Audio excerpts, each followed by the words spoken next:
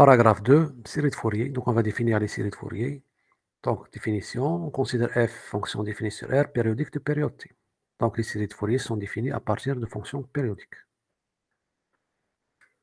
Alors, on appelle série de Fourier associée à f la série donc définie par la relation suivante. SF de x égale A0 plus la somme de n égale à 1 plus l'infini à n cosinus de Pnx sur t plus Pn sinus de Pnx sur t. Alors, les A0, An et Pn sont donnés par les trois relations suivantes. Les An et Pn, on appelle ça des coefficients de Fourier associés à f. Donc, t, il est donné, donc ce terme cosinus et sinus sont donnés, donc il reste à calculer A0, An et Pn. Donc, A0, c'est 1 sur t l'intégrale entre 0 et t de f. An, c'est 2 sur t l'intégrale de f fois cosinus de Pnx sur t. Et Bn, c'est 2 sur t l'intégrale entre 0 et t de f sinus de Pnx sur t. Donc, lorsqu'on calcule la série de Fourier, il faut calculer ces trois termes A0, An et Bn en utilisant ces relations. Alors, on remarque, alors, puisque f, donc, par définition, il est périodique de période t, ça, on a déjà vu ça dans un exemple, ils sont périodiques de période t. Donc, ce qui fait que ces fonctions, donc f, il est périodique de période t. Ces deux fonctions, donc, on a le produit de deux fonctions périodiques de période t, donc le produit, il est aussi périodique de période t, et la même chose pour la troisième fonction. Donc, lorsqu'on va calculer les intégrales, soit on calcule entre 0 et t, ou bien on peut calculer sur n'importe quel intervalle de longueur t. Donc, ça dépend de f, il est donné sur quelle partie de R. On n'est pas obligé à chaque fois de calculer entre 0 et t. Donc, on calcule sur n'importe quel intervalle de longueur t. Par exemple, A0, c'est aussi l'intégrale de f entre moins t sur 2 et t sur 2. Hein, comme on l'a vu dans le rappel. Parce que cet intervalle, il est de longueur t. Et ainsi de suite pour les autres coefficients. Donc AN aussi, on peut le calculer entre moins t sur 2 et t sur 2. Donc ça dépend de f. F, il est donné sur quelle partie de R. Maintenant, si f est pair, alors si f est pair, donc regardons Pn, donc on a f pair sinus impair, donc le produit va être impair. Donc f il est pair, sinus il est impair, le produit impair. Donc on calcule ici l'intégrale d'une fonction impair entre moins t sur 2 et t sur 2. Donc quelque chose de la forme moins AA. Donc il va être égal à 0. Donc si f est pair, alors les Bn sont nuls. Ça veut dire dans ce cas, on va calculer seulement A0 et AN. Si maintenant f est impair, alors si f est impair, regardons A0. Dans ce cas, f est impair, on calcule son intégrale entre quelque chose de la forme moins AA. Donc c'est 0, d'après le rappel. Et pour AN, donc f impair, cosinus c'est une fonction paire. Donc le produit, il est impair. Donc on calcule une intégrale d'une fonction impaire entre quelque chose de la forme moins AA, donc ça va donner 0. Donc si f est impair, on a A0 égale à 0 et tous les AN sont nuls. Donc ça veut dire que AN égale à 0, quel que soit n supérieur ou égal à 0. Ça veut dire A0 égale 0 et tous les autres AN aussi sont égales à 0. Alors exercice, donc soit f une fonction périodique de période t égale à 2, définie par f de x égale x entre moins 1 et 1. Calculer la série de Fourier associée à f. Donc on a dit calculer la série de Fourier, ça veut dire chercher les coefficients A0, AN et Bn. Alors, première chose à déterminer, c'est la parité de f. Est-ce que f est pair ou bien impair? Donc on va utiliser la méthode graphique, on va tracer la courbe de f, et à partir de la courbe, on va déterminer est-ce que f est pair ou bien impair. Alors f, il est défini sur l'intervalle moins 1 par f de x égale x. Donc c'est une droite. La courbe entre moins 1 et 1, dans la forme d'une droite. Donc on prend les deux points x égale moins 1, x égale 1. Pour x égale moins 1, on obtient le point moins 1, 1. Pour x égale 1, on obtient le point 1, 1. Donc on trace cette partie de la droite. Ensuite, on fait des translations. Donc on commence par tracer entre moins 1 et 1. Donc on a dit l'image de moins 1, c'est moins 1. L'image de 1, c'est 1. On trace cette partie de la droite. Ensuite, on fait des translations. Donc, on remarque que f, la courbe de f, est symétrique par rapport à l'origine. Donc, ce qui fait que f, il est impair. Puisque f est impair, donc ça veut dire que tous les AN sont nuls. Donc, on cherche seulement les Bn. Donc, la graphe de f est symétrique par rapport à l'origine, donc f est impair. Donc, ça veut dire que tous les AN sont nuls. On calcule seulement les Bn. Donc, soit n supérieur ou égal à 1. Donc, par définition, Bn, c'est, voici sa formule, 2 sur t. Et là, vous remarquez, on va calculer entre moins t sur 2 et t sur 2, parce que f, il est donné entre moins 1 et 1. Il n'est pas donné entre 0 et 2. Moins 1. Alors, on remplace t par sa valeur, donc t égale à 2, donc il reste ici 1, l'intégrale de moins 1, 1, f de x, donc entre moins 1, 1, il est égal à x, ici il reste sinus Pnx. Ensuite, alors la fonction x, c'est une fonction impaire, sinus aussi elle est impaire, donc le produit de fonction impaire, ça va donner une fonction paire. Donc cette quantité, en fait, c'est 2 fois l'intégrale de 0 à 1 x sinus Pnx dx. Donc cette fonction, elle est paire. Produit d'une fonction impaire et d'une fonction impaire. Pour calculer cette intégrale, on fait une intégration par partie. Donc on prend i de x, si à la x, sa dérivée c'est 1. Et v' de x c'est sinus Pnx, donc sa primitive c'est moins cos Pnx sur Pn. Donc ce qui donne que Pn égale cette quantité. Alors on va remplacer. On va remplacer d'abord ici x par 1. Donc ici à l'intérieur, on obtient cosinus np. Alors cosinus np, c'est moins 1 à la puissance n. Cosinus np, c'est moins 1 à la puissance n. Ensuite, lorsqu'on va remplacer par 0, bien sûr, ça va donner 0. Ici, la primitive de cosinus Pnx, bien sûr, sinus Pnx sur Pn. Donc, on obtient, donc ici, on a remplacé par 1 et par 0, on obtient la quantité suivante, parce que cosinus Np, c'est moins 1 à la puissance n. On a dit la primitive de cosinus Pnx, c'est sinus Pnx sur Pn. Ensuite, on va remplacer ici x par 1 et par 0. Donc, si on remplace par x, on obtient sinus Np. Alors, sinus Np, c'est toujours égal à 0. Ensuite, on place x par 0, on obtient sinus 0 qui est égal à 0. Donc, finalement, il reste seulement cette quantité. Donc, il reste moins fois moins 1 à la puissance n. Donc, ce moins, c'est un moins 1. Donc, moins 1 fois moins 1 à la puissance n, ça donne moins 1 à la puissance n plus 1. Donc, finalement, on obtient Pn égale 2 fois moins 1 à la puissance n plus 1 sur Pn. Donc, cette quantité, elle est nulle. D'où on peut donner la série de Fourier. Donc, on a dit que tous les AN sont nuls, donc il reste que les Bn. Donc, la série de Fourier, c'est la somme du Bn sinus de Pnx sur t. On remplace Pn par sa valeur, on remplace aussi t par sa valeur. On obtient cette quantité. Ensuite, cette somme, c'est une somme sur les n. Donc, le 2, c'est une constante, il sort. Le p aussi, c'est une constante, il sort. Donc, finalement, on obtient la série de Fourier suivante.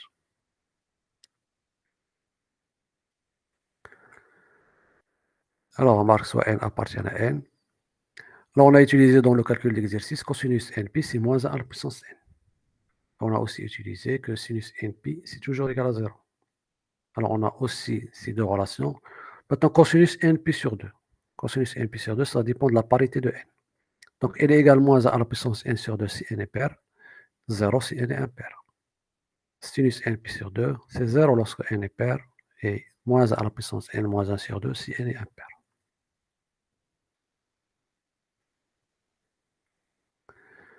Alors, définition. Donc, on a défini une série de Fourier. Maintenant, le problème que se pose, c'est la convergence. Est-ce qu'une série de Fourier converge? S'il converge, quelle est sa somme? Alors, avant d'énoncer le résultat, on a besoin de quelques définitions.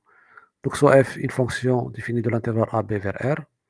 Alors, on dit que f de classe C1 sur l'intervalle AB ici. Donc, il y a deux conditions. C'est que f doit être continu et dérivable sur l'intervalle ouvert AB et f' continu sur l'intervalle AB ouvert.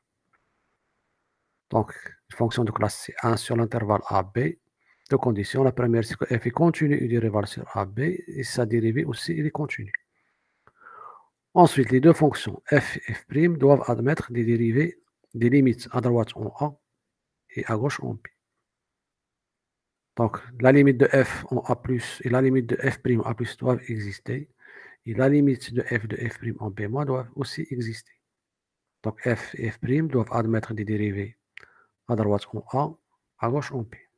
Dans ce cas, on dit que f est une fonction de classe C1 sur l'intervalle AB. Deuxième définition. Alors, maintenant, on dit que f est de classe C1 par morceau sur AB s'il existe une subdivision de AB, c'est-à-dire on a un découpage de l'intervalle AB en des petits intervalles, des sous-intervalles.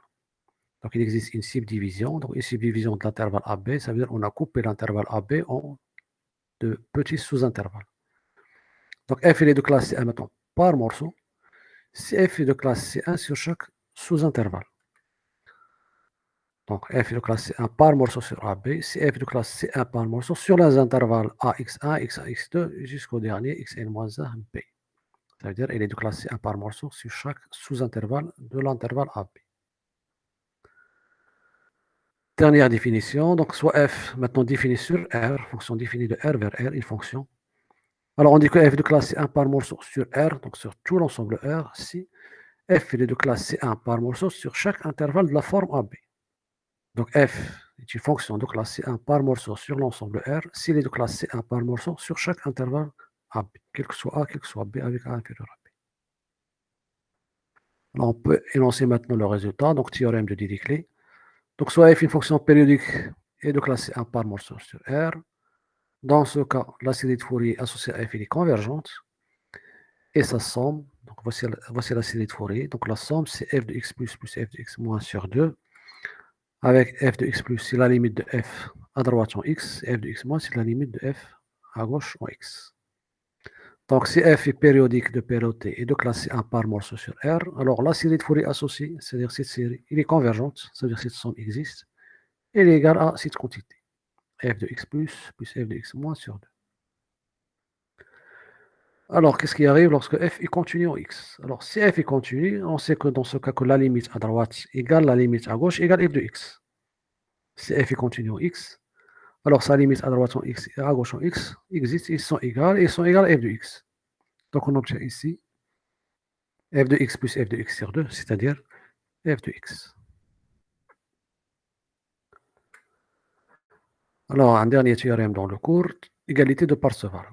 Donc, soit f, une fonction intégrable était périodique de coefficient de Fourier à n et Bn. Dans ce cas, on a cette relation. Donc, on a une relation entre f et les coefficients de Fourier de la série de Fourier associée à f.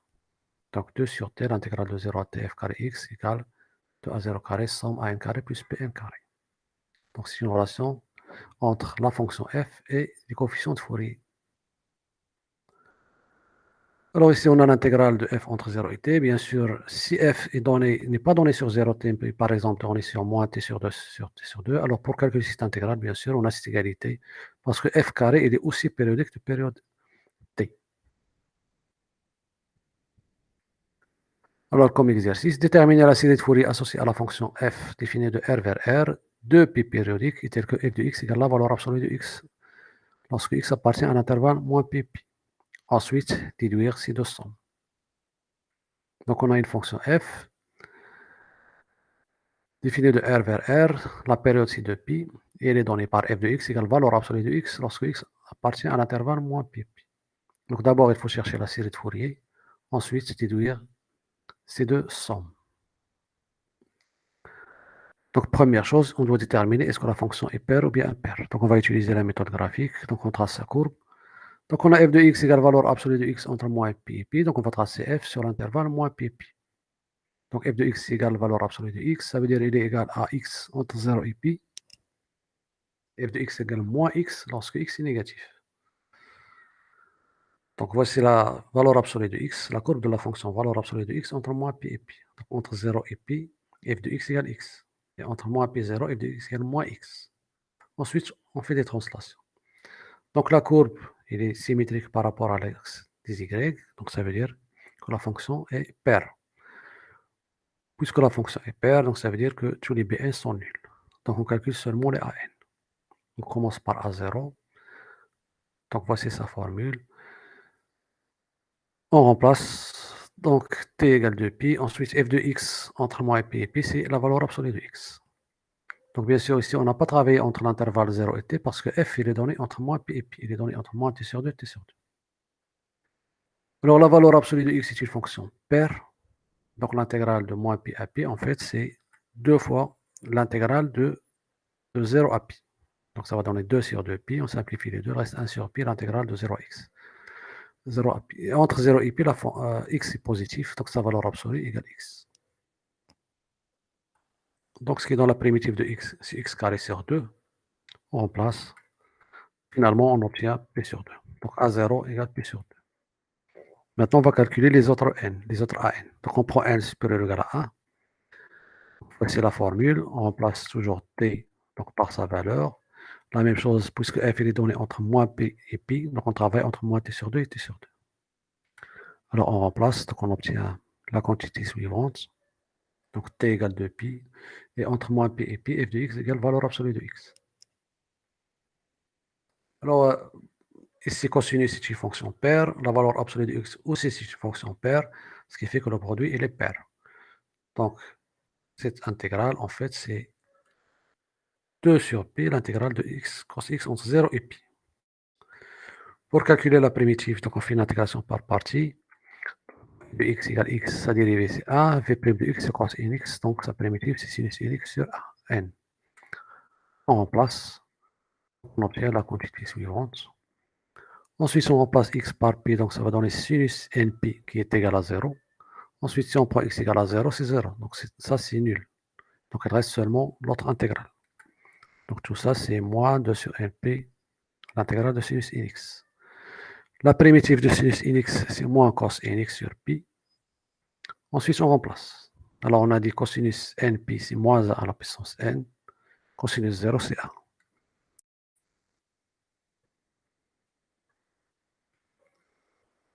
Voilà, donc là, on a fait sortir le moins et le n pour avoir 2 sur n carré pi. Donc on a sorti le moins avec le moins c'est plus, n avec le n ça donne 2n carré sur pi. Ensuite, on a remplacé. Maintenant, on remarque que si ce n est pair, si on obtient a moins 1, c'est-à-dire 0. Donc si n est pair, à n, il est nul. Donc on va éliminer ce cas. N est pair, ça veut dire n va s'écrire sur la forme n égale 2pi. Donc si n égale 2pi, donc si on remplace, dans ce cas, an égale a 2pi. Alors on remplace ici. On remplace n par 2pi. On obtient ça. Mais moins 1 à la puissance de pi, c'est bien sûr 1. 1 moins 1, c'est 0. Donc lorsque le n est pair, lorsque n égale 2pi, an c'est 0. Lorsque maintenant n est impair, donc c'est écrit sur la forme de pi plus 1, alors on remplace. Donc ici, moins 1 à la puissance quelque chose d'impair, c'est moins 1. Donc on va obtenir moins 1, ça veut dire moins 2 fois 2, c'est moins 4. Donc on obtient moins 4 sur 2pi plus 1 carré fois pi. On va écrire maintenant donc la série de Fourier. Donc bien sûr, les Bn sont nuls. Donc c'est A0 plus la somme AN cosinus Nx. Alors avant de remplacer, avant de remplacer les n, on a dit si n est pair, ça c'est nul. Donc il faut éliminer ce cas. On travaille seulement avec A, avec un indice impair. Donc seulement avec A indice 2pi plus 1. Donc c'est la somme de A indice 2pi plus 1 cos. Ici, il faut faire attention à la somme. Pi commence par 0, parce que lorsque pi égale 0, on obtient A1. Donc le premier terme. Le premier terme, c'est lorsque n égale 1. n égale 1, ça donne A1. Donc on prend P égale 0, ça va donner A1. Ensuite, P égale 1, c'est A3. Ensuite, on va obtenir A5, A7, etc. Donc que les termes impairs. Maintenant, on remplace A de P plus 1 par sa valeur qu'on a calculée. Enfin, on fait sortir les constantes, c'est-à-dire moins 4 et pi. Donc voici la série de Fourier de notre fonction. Maintenant, pour la deuxième question, il faut chercher les sommes. Alors, pour calculer la première somme, on va utiliser le théorème de Dirichlet. Alors, le théorème de Dirichlet, il dit que donc, la somme de la série de Fourier, elle est égale à f de x plus f de x moins sur 2. Et si f est continu, dans ce cas, il est égal tout simplement à f de x. Alors, si vous regardez la courbe de f, bien sûr, elle est continue. La fonction f est continue. Donc, ce qui fait que la somme de la série de Fourier, c'est tout simplement ici f de x. D'après la courbe, la fonction f est continue sur R. Et donc, d'après le théorème de Dirichlet, donc la somme de la série de Fourier, c'est f de x. Alors, nous, on cherche la somme de 1 sur 2n plus 1. 2n plus 1 carré. Ici, on a 1. Donc, il suffit de prendre ici x égale 0. Si on prend x égale à 0, cos 0, c'est 1. Donc, si on prend x égale à 0, on remplace. Donc, on obtient, donc si x égale à 0, ça donne 1 égale f de 0. f de 0 égale à 0 parce que f de x, c'est la valeur absolue de x entre moins pi et pi. De là, on va tirer cette somme. Donc, on ramène ce terme de l'autre côté. En fait, ça va donner p carré sur 8. Donc, la somme qu'on cherche, c'est p carré sur 8. Alors, pour la deuxième somme, on va la calculer en utilisant Parseval, l'égalité de Parseval. Donc, je rappelle l'égalité de Parseval, elle est donnée par cette relation. Alors, maintenant, on va calculer terme par terme. On a 3 termes. On calcule terme par terme, enfin, on remplace. Alors, pour le premier terme, donc On remplace df par leur valeur. On obtient cette quantité. Alors, x carré, bien sûr, c'est une fonction paire. Donc, ça donne 2 sur pi l'intégrale de 0 à pi. Ensuite, la primitive, c'est x3 sur 3. On remplace. Donc, ce qui donne à la fin 2 tiers pi carré. Deuxième terme. Alors, A0, on l'a déjà calculé. Donc, il suffit de remplacer. On obtient pi carré sur 2. On va calculer cette somme. Donc, bien sûr, les BS sont nuls. Et on a dit pour les AN, si n est pair, c'est 0. Donc, on travaille seulement avec des indices impairs, 2pi plus 1. Toujours en commençant la somme par 0 pour avoir A1. Ensuite, on remplace donc A de pi plus 1 par sa valeur. On calcule. Donc ici, ça va donner 16 sur p carré, constante sort. Donc on obtient ce terme. Maintenant, on remplace les trois termes dans l'égalité de Parseval. On obtient cette quantité qui va nous permettre de calculer cette somme. Donc, la somme qu'on cherche, c'est p à la puissance 4 sur 96.